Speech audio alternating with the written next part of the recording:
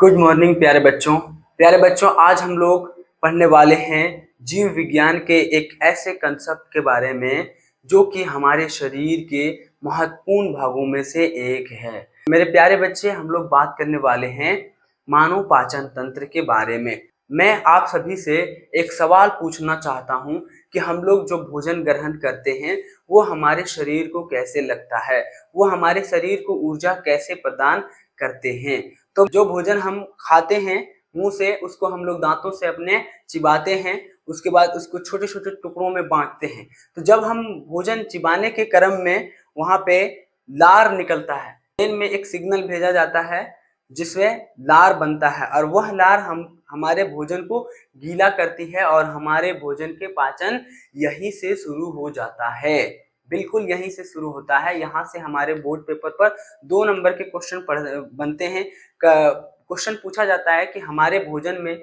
लार की क्या भूमिका है। तो हमारे भोजन में लार की मुख्य भूमिका है, लार में सलाइवा पाए जाते हैं जो कि हमारे भोजन को गीला करने में और फूड पाइप से, ग्रास नली से अमाशय तक भेजने का काम करती है सलाइवा। ठीक है, तो बच्चों यहाँ तक हमने बात समझ में आया। कहानी कहाँ से शुरू हुई थी? हमारे खाने से। जी बिल्कुल, हमारे भोजन से शुरू होता है। जो खाना हम खाते हैं, हम अपने भोजन को यहाँ से मुंह से खाते हैं। ठीक है, हम अपने खाना को यहाँ से ग्रहण करते हैं और हमारा खाना अमाशय तक पहुंच जाता है। कहाँ तक पहुंच जाता है? अमाशय तक पहुंच जाता है। अमाशय 2-3 घंटे हम अपने भोजन को रखते हैं। ठीक है, 2-3 घंटे भोजन को रखते हैं। उसके बाद रखने के बाद वहां पे पेट में यानी कि अमाशय में क्या पाया जाता है? Hydrochloric acid HCl। ये एसिड जो है वो भोजन के पाचन में बहुत मुख्य भूमिका निभाती है। हम लोग अभी जानेंगे कि 2-3 तरह के पाचक रस निकलते हैं और वो कहाँ कहाँ से निकलते हैं ये भी हम लोग जानेंगे। ओके, तो सबसे पहले हम लोग शुरू करते हैं, नामकरण करते हैं। ये हमारा मुंह है, ठीक है, मुंह यानी कि माउथ। ये हमारा ग्रास नली, ठीक है, क्या है? ग्रास नाल, यानी कि इसको एसोफेगस भी बोलते हैं। ये हमारा अमाशय हो गया। भोजन हम लोग खाते हैं, चिबाते हैं दांतों की सहायता से। फिर हम लोग यहाँ से फूड पाइप से होते हुए यानी कि ग्रास नली से होते हुए हम भोजन जो है वो हमारे अमाशय तक पहुंच जाता है। यहाँ पे अमाशय क्या करता है कि अमाशय के पास यानी कि अमाशय की थैली में क्या रहती है? HCl हाइड्रोक्लोरिक एसिड रहती है जो कि हमारे भोजन के पाचन में मुख्य भूमिका निभाती है। उसके बाद और देखिए, ये हमारा यकृत है। क्या है? यकृत यानी कि लीवर। लीवर जो है वो पित्त रस का निर्माण करती है। ये भी हमारे भोजन के पाचन में बहुत मुख्य भूमिका निभाती है। इसको बोलते हैं पित्ताशय। लेकिन यकृत का काम क्या है कि वो पित्तरस बनाता है। ठीक है, और ये जो आपको दिख रहा है मिर्ची के जैसा, बिल्कुल ये मिर्ची का जैसा है, लेकिन ये हमारे शरीर के महत्वपूर्ण भागों में से, पाचन तंत्र के एकदम महत्वपूर्ण भाग में से एक भाग है जिसको बोलते हैं अग्नाशय। बहुत ही महत्वपूर्ण है अग्नाशय। अग्नाशय क्या, देखो हम लोग जब छोटे रहते हैं तो हमारे बूढ़े दादा लोग बोलते हैं कि खाना खाने के बाद तुरंत पानी नहीं पीना चाहिए। क्यों नहीं पीना चाहिए? इसके पीछे कारण है, क्योंकि जठर, जब हम खाना खाते हैं और हुमच के पानी पी देते हैं तो हमारा जठर अग्नि काम करना बंद कर देता है। और जब हम खाना खाते हैं और थोड़ा सा पानी, मतलब जैसे कि हमारा फूड पाइप साफ हो जाए उतना पानी पीते हैं, तो हमारा जठर अग्नि जो है वो तेजी से काम करता है और पाचक एंजाइम निर्माण करता है। जो हमने खाया उस भोजन को पचाने में बहुत ही मुख्य भूमिका निभाती है अग्नाशय यानी कि पैनक्रियास।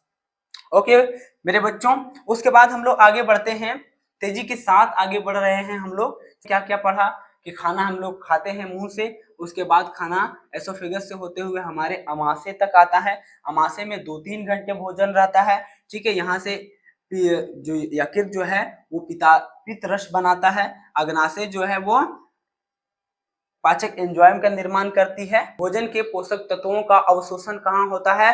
तो छोटी आंत में होता है। छोटी आंत देखो हमारा ये है, यहाँ से भोजन हम लोग, यहाँ जब सारा काम हो गया तो यहाँ से भोजन क्या होता है कि छोटी आंत में आता है। कहाँ आता है? छोटी आंत में आता है, स्मॉल इंटेस्टाइन में। ठीक है, उसके बाद यहाँ से यहाँ पर जूम हम लोग जब करेंगे तो इस तरह से, ठीक है, तो ये हमारा छोटी आंत है और ऐसे ऐसे इस तरह से एक संरचना पाया जाएगा जिसको हम लोग दीर्घ रोम बोलेंगे। क्या बोलेंगे? दीर्घ रोम। ठीक है, ये दीर्घ रोम जो है वो सभी ब्लड वेसल से, नसों से जुड़ा हुआ होता है और यहाँ से जो भोजन इस तरह से पार हो रहा है, जा रहा है, वो भोजन के पोषक तत्व जो हैं, जरा अच्छे से समझिएगा, यहाँ पर जो भोजन का पोषक तत्व है ये अवशोषित कर लेता है और अवशोषित करके पूरे शरीर में जहां जहां इसकी आवश्यकता है वो भेज देता है। ठीक है, तो ये दीर्घरोम का ये काम है। छोटी आंत में भोजन का पूर्णतः पाचन होता है, पूर्णतः एकदम से यहीं पर भोजन का पूरा मुख्य रूप से पाचन होता है और पोषक तत्वों का अवशोषण भी हो जाता है। ओके, यहाँ तक आप लोगों को बहुत अच्छे तरीके से समझ में आ रहा होगा, आई होप के। उसके बाद देखो, जब भोजन में पोषक तत्वों का अवशोषण हो जाता है छोटी आंत में, उसके बाद छोटी आंत जो है वो भोजन को यहाँ से बड़ी आंत में भेज देता है। बड़ी आंत का काम क्या होता है? बड़ी आंत का काम होता है कि जल का अवशोषण करना। ये जल का अवशोषण कर लेते हैं, उसके बाद जो वेस्ट मटेरियल जो बच जाता है मलाशय में भेज दिया जाता है और मलाशय के बाद वह गुदा द्वार के द्वार होते हुए वो हमारे शरीर से बाहर निकल जाता है, जिसको हम लोग उत्सर्जन की प्रक्रिया कहते हैं। ठीक है, ये हमारा बड़ी आंत है। क्या है? बड़ी आंत।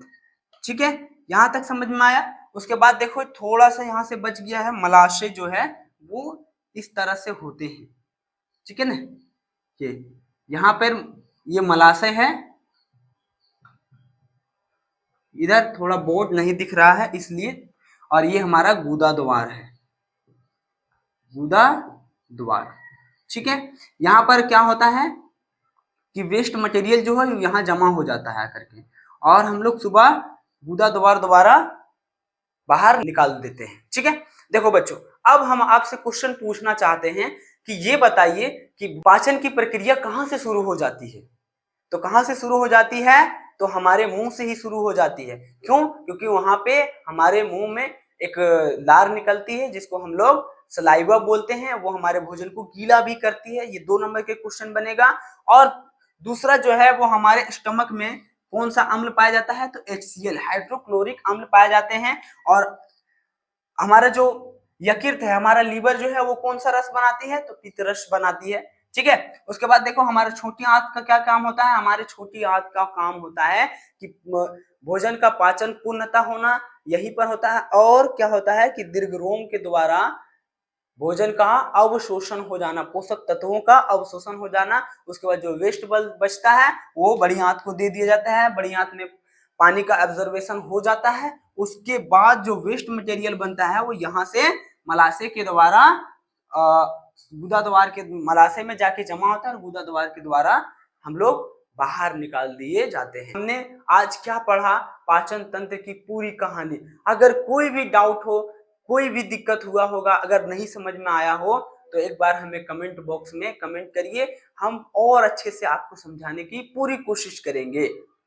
अगर आपको वीडियो अच्छा लगा हो तो प्लीज वीडियो को लाइक करें और चैनल को सब्सक्राइब करें।